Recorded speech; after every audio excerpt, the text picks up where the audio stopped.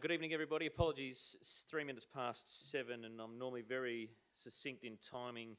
We do have a question to consider this evening, which I was just trying to get some final clarification on ahead of tonight's start of a meeting. So I open tonight's meeting at 7:03 p.m. And on behalf of the City of Kalgoorlie-Boulder, I'd like to begin by acknowledging the traditional owners on the land in which we meet this evening. I'd also like to pay my respects to elders past and present. This is a special meeting of Council here at the Kalgoorlie Town Hall, and I'll now read the disclaimer for those who are in attendance. Please note this meeting is being recorded and streamed live on the Council's website in accordance with the City's public participation in Council meeting policy, which can be viewed on Council's website. All reasonable care is taken to maintain your privacy. However, as a visitor in the public gallery, your presence may be recorded. By remaining in the public gallery, it is assumed your consent is given if your image is broadcast. The recommendations contained in this agenda are officers' recommendations only and should not be acted upon until Council has resolved to adopt those recommendations. The resolutions of Council should be confirmed by perusing the minutes of the Council meeting at which these recommendations were considered. Members of the public should also note that they act at their own risk if they enact any resolution prior to receiving official written notification of Council's decision. In attendance tonight, alongside myself, we have the Deputy Mayor. Good evening, Deputy Mayor. Councillor Bodica, with a warm jacket on tonight. Good evening to you. Councillor Winner, good evening. Greetings, Councillor O'Donnell. Councillor Turner, welcome back and hope all is well on the mend. Councillor Viskovich, good evening to you. Mr CEO, welcome back after a week of leave. Also alongside those present at the table, we have our Director of Advocacy and Strategy, Mia Hicks, who's here tonight. Good evening, Mia. Louis Camporelli, who last week was acting CEO, is back to Director of Engineering this week. Well done last week, Louis. Director of Corporate and Commercial is Cass Yeager, who's with us. We welcome in our Director of City and Community, her first day and gets a special council meeting, Melissa Murphy, who's with us tonight. Melissa, welcome along. Zandra Kernock is our Executive Manager of Finance. Zandra, good evening to you. Francis Liston, our Executive Manager of Governance and Risk Services, is with us this evening. Good evening, Francis. Jamie is controlling our governance tonight, and Matt is our ICT Risk and Compliance Officer. We have 2 in the public gallery tonight and 1 press. Apologies from elected members. Councillor Johnson is an apology, so too is Councillor Brownlee. No members of staff are apologies tonight, Mr CEO. And we have no leave of absence. Public access and public question time. We have no public access. We do have 1 public question time from one Miss Susie Williams. Susie, if you'd like to come forward to the microphone, please. Do we have a battery in there? Yep, all ready to go for you. Thank you, Susie. Just get you to start with your name and address and your question, please. Susie Williams, 145 Dwyer Street, Boulder. This is to do with the probity report, as you would expect. When I requested this probity report and the questions, I had a pretty good idea of the answers, and to say I'm disappointed by the hiding of the answers is why I'm here. As my fellow elected members are aware, I enjoy the record-keeping part of my role as elected member, and I take it very seriously. I would like to be placed on record that at no point at my time as elected member I felt fully informed as to the water supply agreement, and indeed the agreement of the industrial lot that Linus occupies, a subject that was not part of this probity report. I agree with the agenda item that I was never provided with the cost of proposed water supply agreement, despite asking several times for the cost. I was aware of the cost of the infrastructure of works that were paid for by CKB to provide water, but never cost per unit of water. I also disagree strongly with the assertion that I was personally told at any point what sale cost of water to Linus was. I asked almost at a weekly basis, and having it recorded at various times when I asked the CEO and the former mayor. To this day, I have no idea of the cost or the actual sale amount invoiced for the water that forms part of this contract. I was told that it secured the future of the city, that it was future-proofing, and that I should trust my betters. I also disagree with the statement that council was not informed that there was insufficient water. I was very aware of the ongoing sustainability of the city to provide water and have the report that outlines clearly the city's inability to provide water without additional works. As you around the table are aware, I and others who question the decisions of the executive were targets of character assassination, pointed bullying and social ostracisation. To say that there were no findings of misconduct or intentional wrongdoing in relation to any individual staff or elected officials is an invalidation of every elected member and every staff member who fought for the City of Kalgoorlie-Boulder's interests. and I feel that this council punishes integrity. So my question, and I have to get this right, given that this council, in my opinion, ignored Clayton Orts' finding, advice that it said it was appropriate to dismiss a staff member for serious misconduct, is it a good message to send to our community and to future employees that a contract that may bankrupt the city and removes the competitive advantages of the city is no one's fault, and demonstrates in two different inquiries that there will be no accountability for any actions by elected officials or by staff members? Is this what you want to be remembered for? And that is my question. Thank you, Ms Williams. We'll take that on notice. Just pointing out, you mentioned this council. Is there any clarification to timing that you wish to put onto that? Yes, I do. I want to place that time period directly when the CEO was John Walker. Thank you. The petitions, deputations and presentations, we have nil. Notations of interest tonight, I haven't received any of any variety. So there are no interests affecting impartiality, councillors, no interests affecting financial and no interests affecting proximity. Nor from staff have I received that. There are no applications for leave of absence. However, 7.2, councillors, and I note that this may come quite welcome to many of you tonight, a procedural motion to suspend section 9.1 of the standing orders of the Local Law 2013. Do I have a mover? Thank you, Councillor Viskovich. Seconder, Councillor Winner, that we can sit down tonight to discuss. I believe it has a very pertinent point tonight, but also at the same time allows with better audio for our stream. Any disagreement with that, councillors? Carried 7-0. No urgent business approved by the person presiding or by decision. Report 911. Councillors, just before we allow discussion on this particular item, I'd like to have a procedural motion moved that removes the report from its confidential state at the moment to enable the CEO to speak to the report.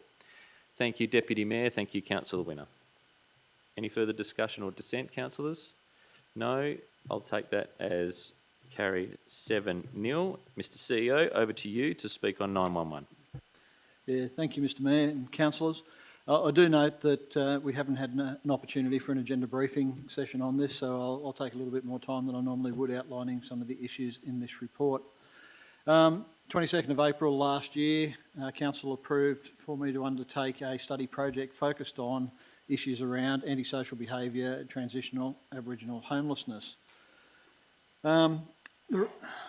Myself and Director Hicks undertook a study tour across 3 different areas, firstly through Western Australia, then South Australia and then the Northern Territory, during which we met with local governments, the police in each of those states. We met with service providers, as well as a lot of the ACOs in each of those areas, to get an understanding of what the issues were. Stage 1 of the tour of the study project went through Broome, Port Hedland, Karratha, Carnarvon and Geraldton, and that was undertaken from 21st to 25th of October last year.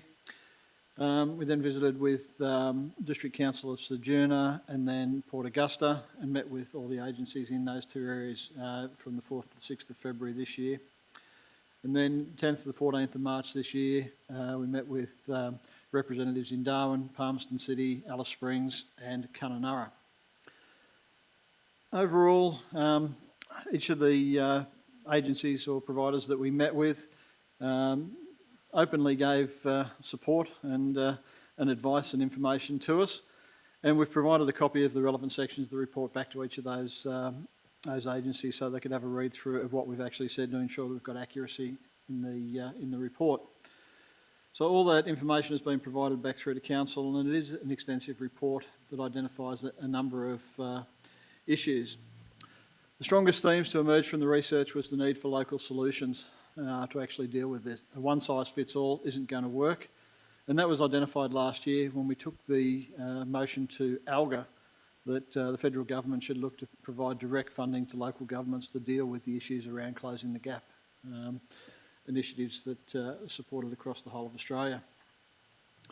The one-size-fits-all never works, and we know that, and certainly everyone identified that in every one of the locations we met with. We also identified a number of issues that were around the adverse effects of some of the strategies that have been imposed. So tougher alcohol restrictions in some areas led to an increased use of drugs and things like that. So looking at what other communities have done and what the outcomes were, I think was a real eye-opener through that process, and certainly indicated that the policy solutions have to be really targeted on the outcomes that are needed to actually address the problems at the local level. So not everyone has the same issues, so we do need to go through that process. One of the challenges that we did find was trying to understand the level of data and information held at each area and how they actually applied or used that data that they had.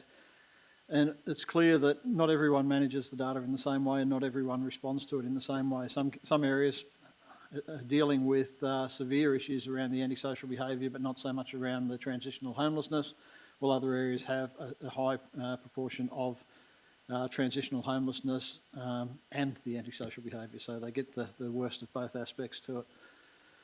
So the report does identify all the issues that I've spoken about, and as you move into the confidential report, which is now to be a public report, there's a series of recommendations that have come out of that. The first recommendation was around strengthening partnerships with the Indigenous communities. We are already doing some work in that space through the work we're doing with PTAC and Junjunjara.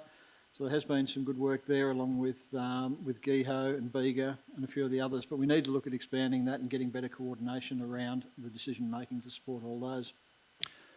The establishment of integrated wraparound service hubs was another one.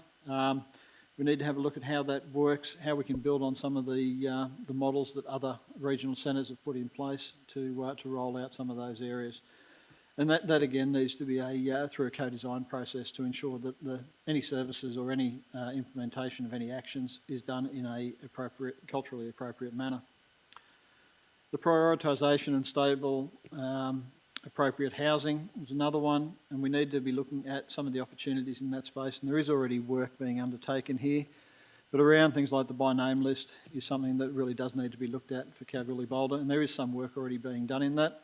It came out through the work of the State Homelessness Advisory Group and looking to implement that at the local level already, so there is some work going on there. The continuation and expansion of the return to country models. There is work being undertaken there, and obviously expansion of the work that we've already been doing with the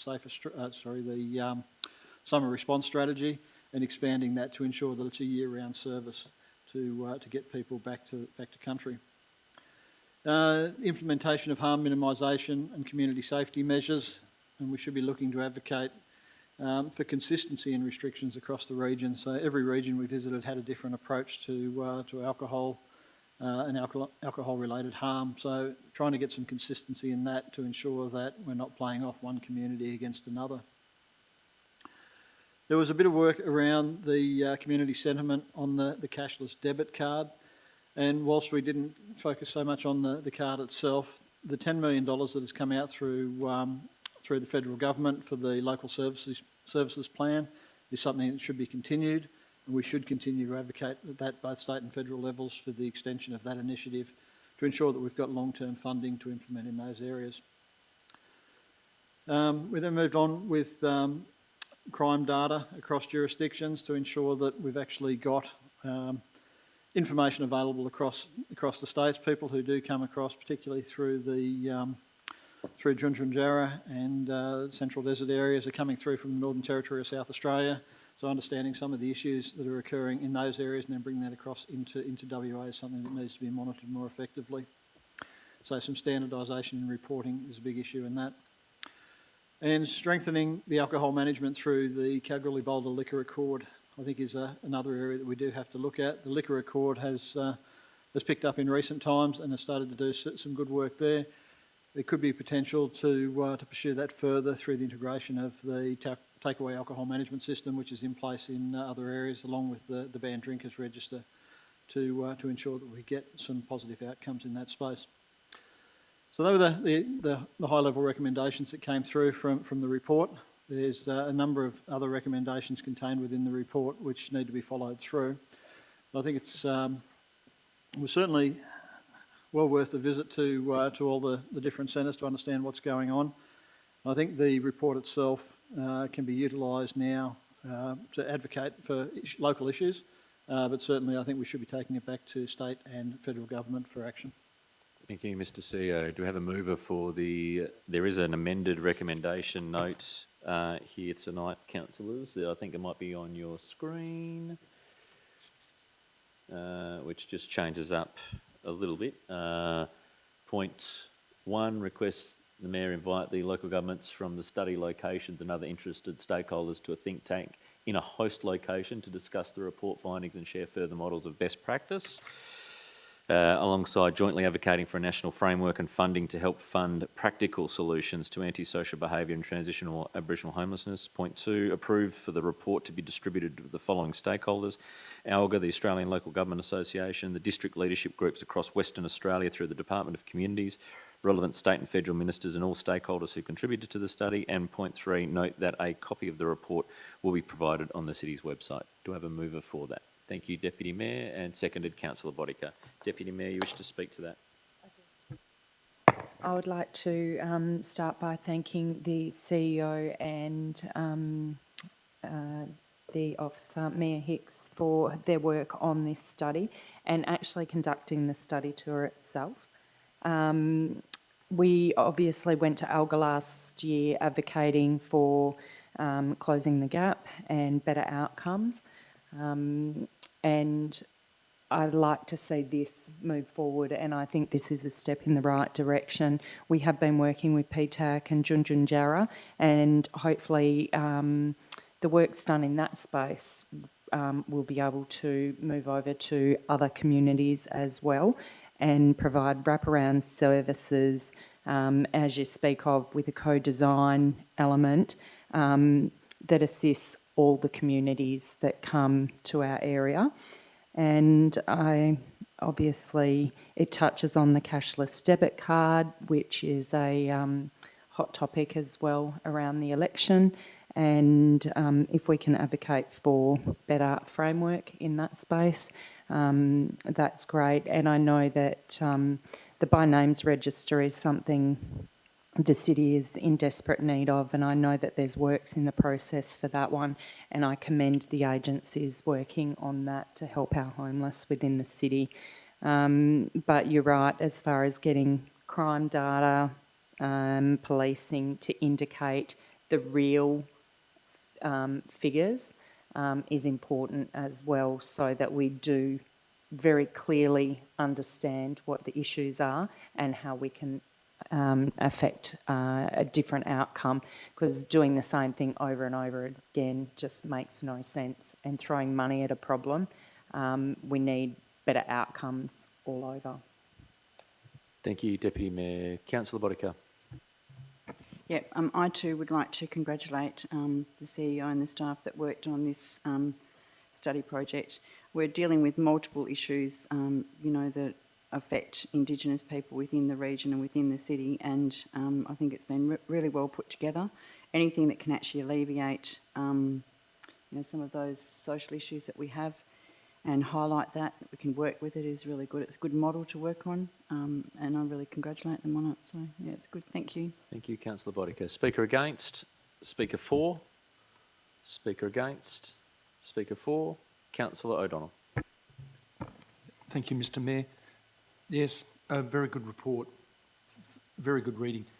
I'd just like to say I've been in Kalgoorlie-Boulder for 40 years, and and I've seen.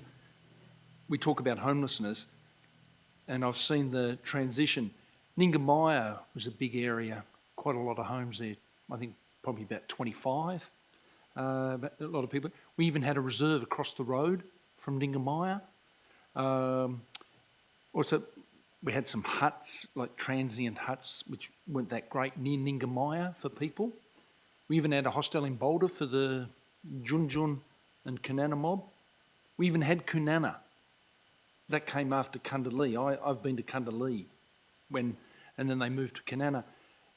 They've all gone from Kunana, hundreds have gone from Kunana over the time, and we've only got Junjunjara left. So you can you can see there is a disparity with the housing was there for people. And that one area that did create a problem was the mob in Kanana found out that you get more money on the dole in Kalgoorlie than CDP working in their community. And because I asked, when I was a policeman, I asked them, why aren't they living back out there? And they said, we get more money. We don't even have to work and we get more money. So there's no incentive to stay there.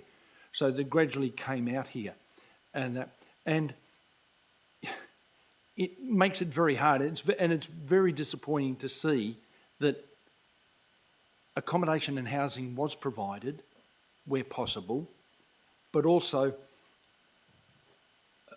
a lot of the mob actually don't want to live in a house. They prefer to live how they used to live, under trees, under shelter and that. And it's been evident in how some of the houses end up being. But I'd just like to, that was a comment, and I'd just like to say it was a very good report forwarded. Thank you. Thank you, Councillor O'Donnell. Speaker against? Speaker for? Councillor Turner?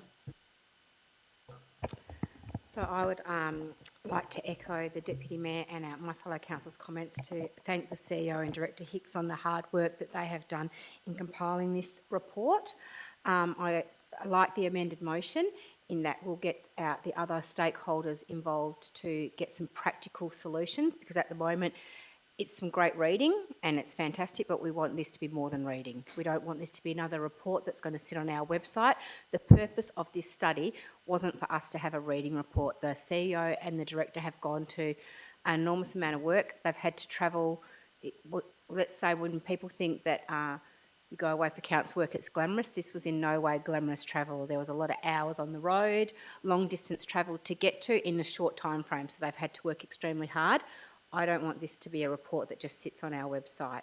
I'm very happy that it's available, but we need the practical solutions are what we need here, and this is the first step in that. For too long there's been talk and no action. The fact that the city is now stepping into this place, which is the responsibility of federal and state governments, but we're taking some ownership here because these people are in our community. They're staying in our community, and there's other people in our community that are affected by this. So I'm very pleased to see that the city is trying to be a leader in this, in getting, let's work very hard on getting some practical solutions to get some outcomes, because we have hundreds of agencies that are funded and have got nowhere, and there's some time for some action. Thank you, Councillor Turner. Speaker against? Speaker for? Question, of course, I'll take a question, Councillor Liskovic. Thank you, Mr. Mayor. Just through to the CEO, I believe, with the stakeholders that have been part of this report, do you think distributing this report to them, did you find that when you were meeting with those stakeholders, they were interested in helping and coming on board?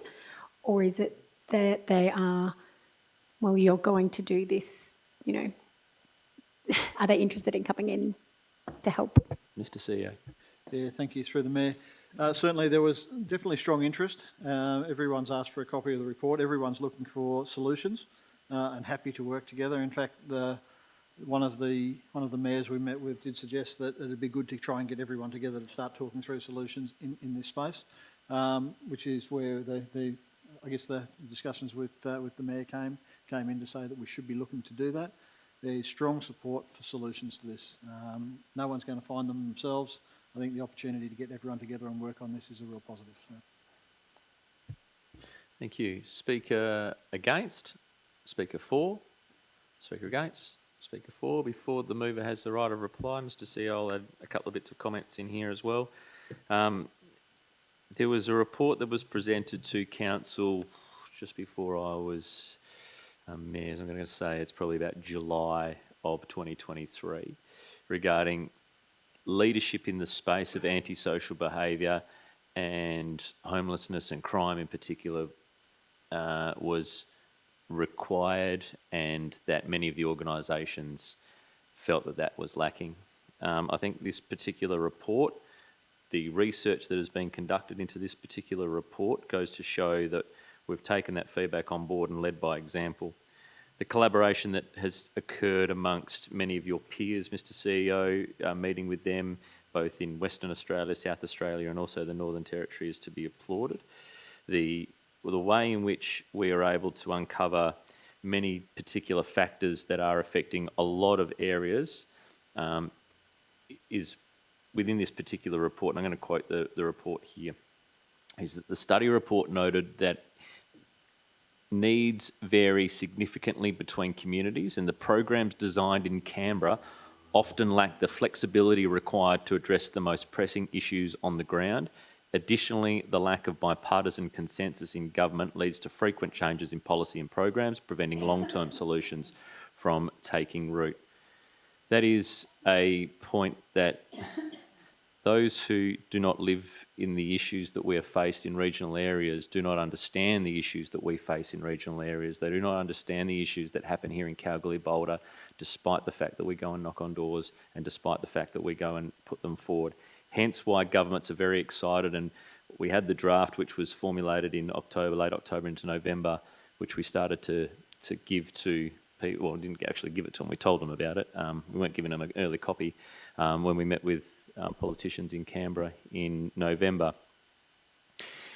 They want to see what goes on the ground, but they can't put it together themselves, which shows you that there's no leadership at a national level in this particular space. And it's taken a local government from the city of Kalgoorlie-Boulder to take leadership in this space on behalf of probably all of those groups, which is a massive effort in itself. The Deputy Mayor touched on the Closing the Gap initiatives. We took this initiative last year to our Australian Local Government Assembly, got unanimous support across the country. We also have a much better understanding of issues, not just here in Kalgoorlie-Boulder, but are faced right across the nation. And as pointed out there is a lot of issues in a lot of areas. The liquor accord, in its first re-established year, has probably shown that there's been some change there, but as your report highlights, Mr. CEO, as well, the transition from alcohol and making restrictions on alcohol just leads to drug and drug abuse, and it's happened within that report. You can read where, but it does happen, which is not good. Again, I'd like to pass on my gratitude to you, Mr. CEO, for the approach in which you've taken. I believe you've had support of this council the entire time, and this was your idea which you brought to council, one of your KPIs and one of your particular research projects that you wanted to see happen to make sure that we understand what is going on around the place, and that this shows that there's no accountability from a federal or even a state level through to these programs that are being delivered, and we are missing out here on the ground. The mover has the right of reply. Thank you, Mr. Mayor. And I probably also wanted to just touch on bringing all of these groups together so that we can advocate together will provide us with a very strong voice. So again, I commend you and your staff on the report and look forward to a meeting of all the great minds that have started this journey so that we can take this higher, because my understanding, and the Mayor has touched on it as well, is that at a federal level and a state level, they don't have the answers, and we do need to lead them to the answers ourselves. So thank you. Councillors, there was no dissent recorded during debate. No further dissent? Carried 7-0. Item 9.1.2 is the Local Government Chief Officer's Group Report. Mr. CEO, over to you. Yeah, thank you, Mr. Mayor. Councillors, this report came through from the CEO Review Committee and also through to the ordinary meeting last week. Given that I was on leave when this report came up, I was also referred back to the special meeting tonight. It talks about the attendance at the Local Government Chief Officers Group meeting I attended earlier this year in Taronga in New Zealand. There was a number of key observations and recommendations that came out of that. They're all listed in the report there. The issues around organisational culture and psychosocial safety was one. The CBD revitalisation and activation was another area, along with mental health and wellbeing and AI opportunities. Now, each of those areas will become the subject of a separate report, which I'll be bringing back to Council prior to end of June this year. Probably the one I did want to highlight tonight is around the CBD revitalisation and activation proposal. Looking at setting up a group. It has been done before for the city, and it has been worked through before. I think there's an opportunity, given the work that I witnessed firsthand when I was at the conference, to have a look at a slightly different approach to it all, and form that working group to actually a bit of a reset, I guess, looking forward. There is some interest in activation of the CBD. The Chamber has done some work through their KB Activate. There's also been interest in 101 Brookman Street and things like that. So I think the timing is right to have a look at that. It's about getting that right group together now. So that'll be a report that will come back to Council for further consideration. But I'm happy to take any other questions on that, Mr Mayor, given that I wasn't available last week. Thank you, Mr CEO. There is an officer recommendation that hasn't changed, councillors. Is there a mover of that recommendation? Moved Councillor O'Donnell, seconded Deputy Mayor. Councillor O'Donnell, do you wish to speak, or is there any questions? Sorry, first of all, was there any questions for the CEO? Now we have a mover and a seconder. No further questions. Thank you, Mr CEO. Councillor O'Donnell, you wish to speak? Deputy Mayor, you wish to speak? Yeah, go ahead, Deputy Mayor. Thank you again for another great report, and I note that we're just receiving this, but I also note the key observations, and I'd be excited to see what a CBD revitalisation looks like, and to include all key, I suppose, not only the civic leaders, but everybody who utilises the space to have better outcomes. We've heard the community sentiment, and the community is telling us loud and clear that the current St Barbara Square is not working. So we do need to do something, and we need to do something sooner rather than later, so that CBD revitalisation and activation deters the antisocial behaviour that's occurring there at the moment, and all city residents and users within the city can use those facilities and enjoy those facilities. So I look forward to that working group and the outcomes. Thank you, Deputy Mayor. Speaker against? Speaker for? Councillor Turner. I'd just like to echo Councillor O'Donnell and the Deputy Mayor's comments. Oh, Councillor O'Donnell didn't make comments. Thank him for moving the motion. The Deputy Mayor's comments. I'd also like to just touch on the CBD revitalisation and activation. I concur with the CEO that I'm very happy that he's highlighted this as one of the key issues and something that we need to work on. And I'd also like to highlight with that group composition, I'd be very much looking forward to some community consultation to find out exactly what our community would like to see there. And there's some interesting makeup there. Particularly happy with looking at that there's some mining sector representatives, because we know probably the sector that has the deepest pockets, I'm going to say, is our mining sector. And I'd like to hopefully see that perhaps, you know, if they become engaged in that sector, that they could see that the revitalisation of our CBD is so important for them as well, because if they want to attract workers to come to the city, if they want to make it a better place to live and work, making sure that we have a revitalised CBD is extremely important. So they, I see them as a very important part that we're probably neglected involving, and that they perhaps need to be involved a little bit more. So yeah, but great work, Andrew, and the report's very detailed, and I look forward to going through it in greater detail with you in the future. Thank you, Councillor Turner. Speaker against? Speaker for? Speaker against? Speaker for? Before the mover has the right of reply, this is a project, Mr CEO, that I know you got a little bit of revitalisation about while you're away at the same time. Pardon the pun, but looking at each of the commercial precincts, and we do focus ourselves, councillors, at the moment, and we've made reference to the Hannon Street CBD or the Kalgoorlie CBD. There's also the Boulder CBD. There's other parcels of land of commercial interest across the city as well, and this revitalisation activation is probably just not focused on the main city centres, even though obviously there's quite a reference to that, but it is across our commercial precincts in the entirety of the city. Councillor O'Donnell, you were the mover. You have a right of reply. Not taken. Councillors, there was no dissent to 912 indicated. Therefore, I will carry that 7-0. Item 913, the probity review findings. Councillors, I do note that there is an officer recommendation there. The items for discussion, I must point out, are of a confidential nature of the attachments. Mr. CEO, do you wish to speak to this particular item? Yeah, thank you, Mr. Mayor, I will. Just as some background, obviously it's in the report there. However, the issue of the probity report was in relation to the entering of the water supply agreement. As Ms Williams indicated earlier, it didn't look at the issue around the lease of the actual land or anything else. It really was about the entering into the contract and the charging or water pricing charging that was part of that. We went out and sought quotes for to undertake the probity report. Given the amount of documentation that was in there, the budget was increased for this, and it has taken some time to come back with some findings.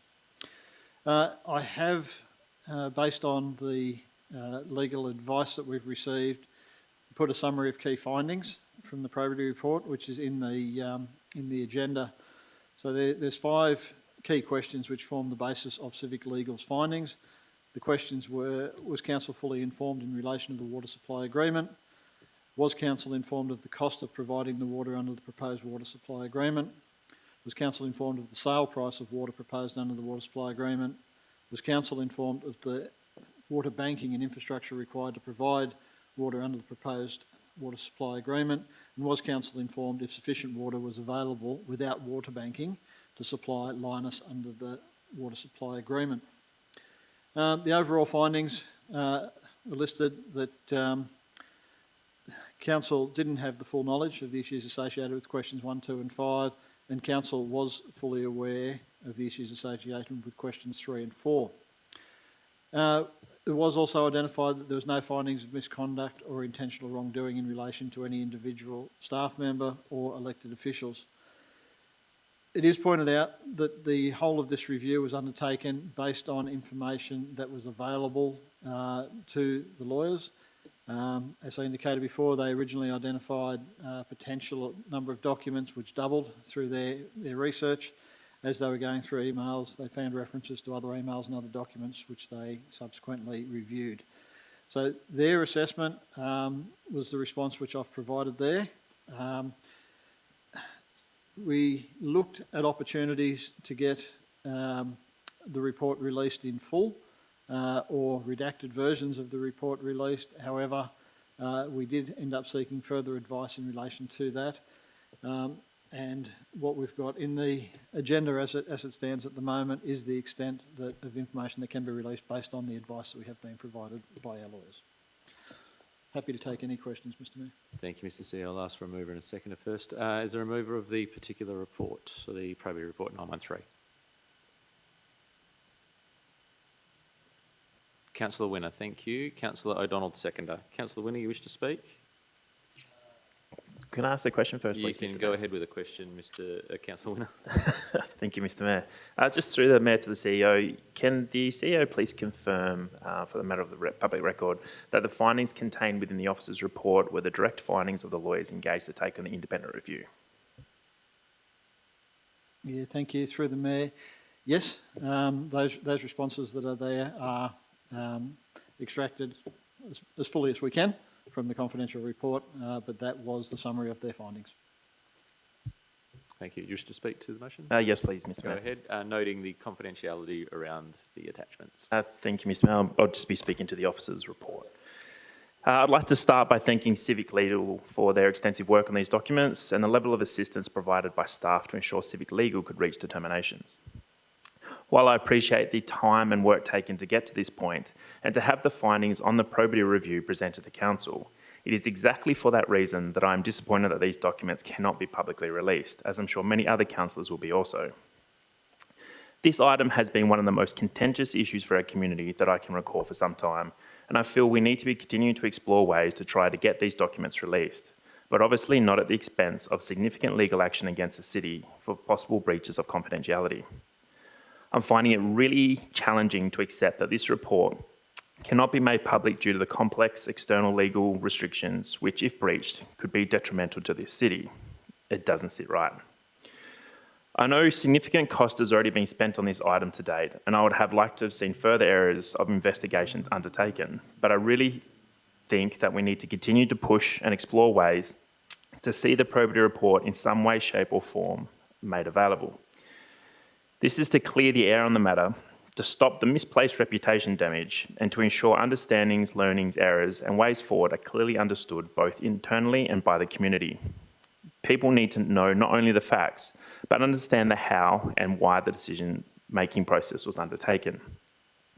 As to the information contained in the officer's public report, officers summarised that the overall findings of the report indicate that while Council was aware of sale price and infrastructure needs, Council was not fully informed in relation to the water supply agreement, did not have the full knowledge of the costs of providing the water under the agreement, and was not fully informed if sufficient water was available without water banking.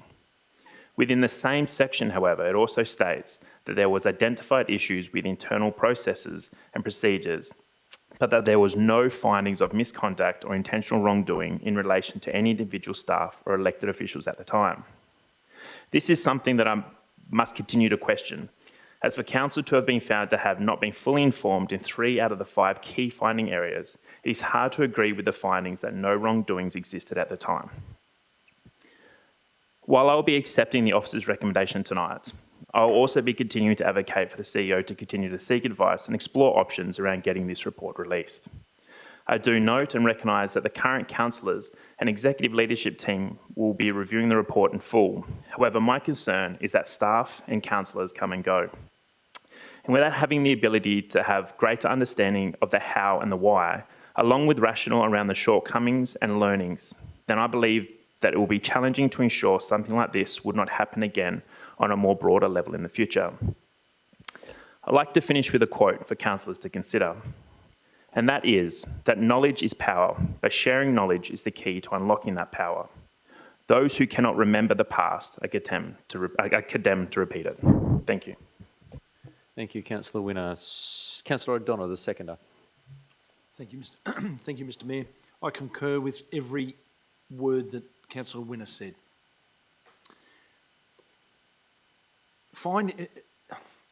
It beggars belief when you read there were no findings of misconduct or intentional wrongdoing in relation to any individual staff or elected official.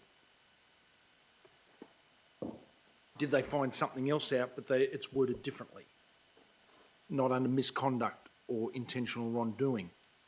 If there were no findings, my personal opinion, why can't this be made public? I'm disappointed. Every election comes up, people say, elect me because I want to be transparent. I want to see a transparent council. Every council election I've been for 40 years, everybody says that when they want to go on. And yet in my 2 periods in office, that we're as transparent as we can, wherever possible. And like Councillor Winner, I'm disappointed we can't make this public. I do have am I able to ask a question? You are able to ask a question. Was that your question? Just as I go along, do we have confidentiality clauses every time a CEO moves on? The question I'll direct to the CEO. Thank you, Councillor O'Donnell. Thank you, through the Mayor. No, not every time. And it gets back to with this, if there were no findings. The words misconduct, intentional wrongdoing make me think there were findings of something, but they're not saying. It might not come under misconduct or intentional wrongdoing. And which I think is a good thing. But I heard tonight from a former councillor, if a councillor continually asked for information as a councillor, as an elected official, and did not receive that information, is that misconduct or intentional wrongdoing? If the city, whether it be somebody high up or somebody, just don't give it to her, to me, that's misconduct and intentional wrongdoing. And I'm very disappointed to hear that a former councillor did us that. And I dare say that'll be in the minutes. And if that was in the minutes of meetings and that, then the lawyers would have had access to that. And I would assume that would be a finding in itself, saying that councillors did ask that and were denied that information. So, thank you. Thank you, Councillor O'Donnell. Speaker against? Speaker for? Councillor Bodica. Thank you. As the longest serving councillor around this table, I've actually always, sort of worked on accountability, transparency, being as open as possible as I could be with people within the community as an elected member. I too am really disappointed with the fact that we can't actually release anything about this. I was on council at the time along with the Mayor and Councillor Winner and Susie Williams, and there was a lot of discussion. We were asking questions. However, those questions weren't being answered. And I feel that our reputations have actually been, scarred in the process as well, which actually makes me very upset. I think that I too have been asking that we can actually release this to the community in its entirety. I suppose we just have to go along with the decision of the CEO and what our lawyers are telling us. So, I'm not really happy with the outcome, but there's not really a lot that we can do with that. But, it was a really hard time is all I can say. Thanks. Thank you, Councillor Bodica. Speaker against? Speaker for? Councillor Turner. So I too echo the comments of my fellow councillors, in particular Councillor Winner's in-depth analysis.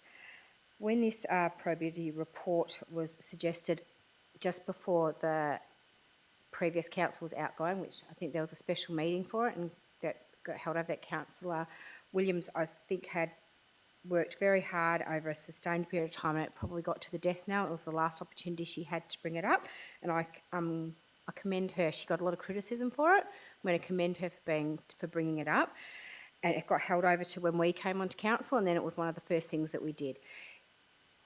I was fully supportive of having the probity report.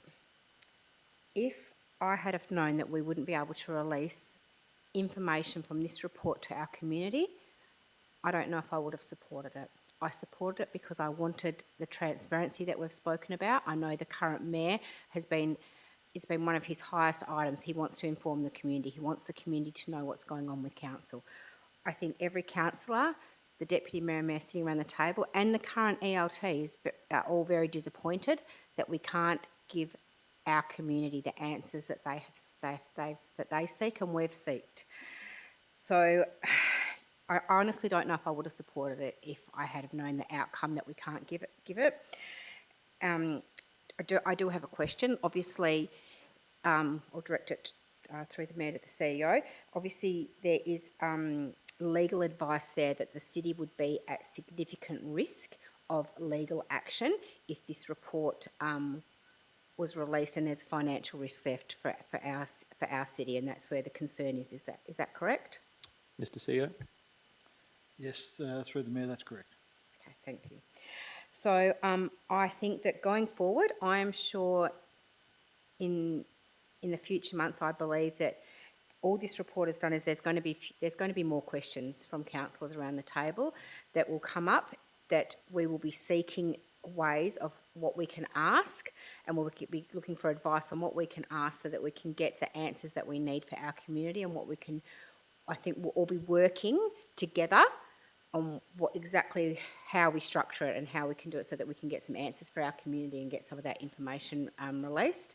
And I just would like to thank the CEO for highlighting in it that our council was not fully informed in relation to this water supply agreement, no matter how many questions were asked. I think it's very important that the community is aware of that, because the conjecture in the community has been that we all knew what was going on and we were just happy to go along with it, and that's not the case at all.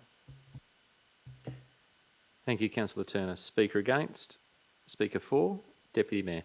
Previous recommendation, because it states in the report that the issues associated with water banking and infrastructure were fully informed. do they allow with the actual future needs of Waterbank and what we're looking at progressing now? Mr. CEO.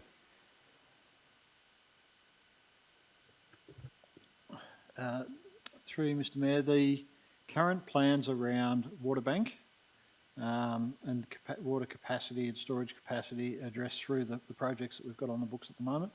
So moving forward, yes, we will have sufficient water storage and everything else to deal with the requirements. They were identified in the early reports as to what was required, so we're progressing down that line. Thank you, Deputy Mayor. Subsequent follow-up, bearing in mind, obviously, the confidential, just to remind everyone, the confidentiality. The subsequent to that is just around, so what you're saying is everything was identified back then and no more has been added for our actual needs now for the commercial contract.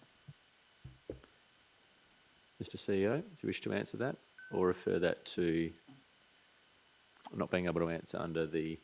Through you, Mr. Mayor, I will have to just go and do some double checking on that. My understanding is we've added some additional components to Waterbank for different purposes other than the supply agreement. So I just have to double check that information before I provide it. And another one from the Deputy Mayor.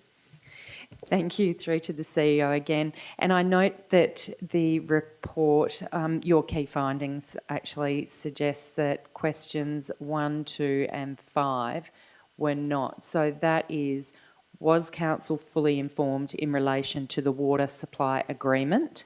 Was Council informed of the cost of providing the water under the proposed water supply agreement? And was Council informed insufficient water was available without banking to supply Lynas under the water agreement? How, if councillors were not provided with all the details required, is this not considered misconduct or intentional wrongdoing? Mr. CEO. Firstly, just a point of clarification. I believe you said my findings. The findings in there were civic legal findings, not mine, just to point that out. In relation to the rest of that question, the information that council were provided at the time that they made the decision was what they were provided. Whether there was sufficient information there is probably what the findings of the report do identify, and whether council should have asked additional questions is probably the other component to that. In terms of process and procedures going forward, we have identified that there were some shortcomings in the process. Many of those have already been addressed through the changes we've made to council's reporting already with our risk assessments, with the additional information, also with agenda briefings, which gives council more time to make decisions. So it's... we have noted some of the findings that are in there. We've already implemented a lot of the changes that are required to ensure better governance practices. We'd already adopted our new governance framework and so forth prior to any of the findings coming out of the probity report. So we're already going down that path, which I think addresses the issues around the level of information provided and the informed decision making. So whether it was deliberate or not is probably a point that the lawyers have had to assess in that process, and as best we can, based on the information that they've made, that's the outcome. Thank you, Deputy Mayor. Do you wish to speak? Speaking for. Thank you, Deputy Mayor. Thank you, Mr. CEO, and thank you for clearing up, I suppose, a few of my queries on this matter. I too am, I suppose, disappointed for the councillors involved in this process, and obviously this was part of a council decision before I was on council, but as we've discussed, these legacy items have a reputational effect on all councillors prior to the current council, and we need to work through, and as the CEO has touched on and highlighted tonight, I'm proud to be a part of the council that is progressing with governance and transparency across all aspects of the organisation, and have a really great executive leadership team that are also very supportive in this space. So thank you to Mr. CEO and your team. Thank you, Deputy Mayor. Councillor O'Donnell, do you have a question? Yes? Excellent. One, go ahead. Thank you. I'll consider your question. Yes, I don't think it comes under confidential, but you could tell me. It's better to probably, Oh. if you need to err on the side of caution, just give you that moment.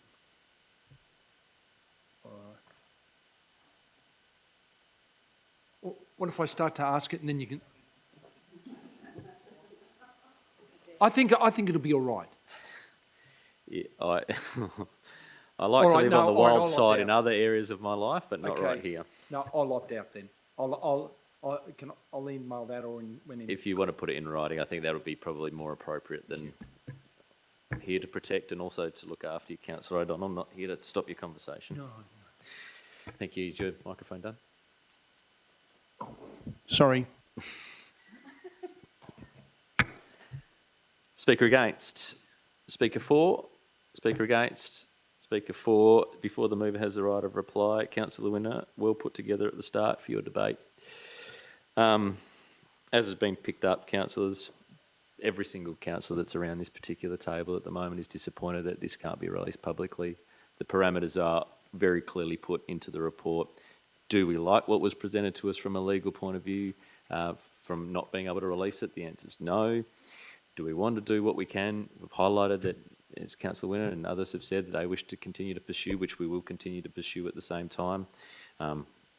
Does it provide probably closure that we were looking for, or that particular piece? It doesn't at this point in time. The summary of the key findings is probably as much as we can provide at this moment without bringing the organisation to further implications, which is something that we have to be mindful of at this point in time.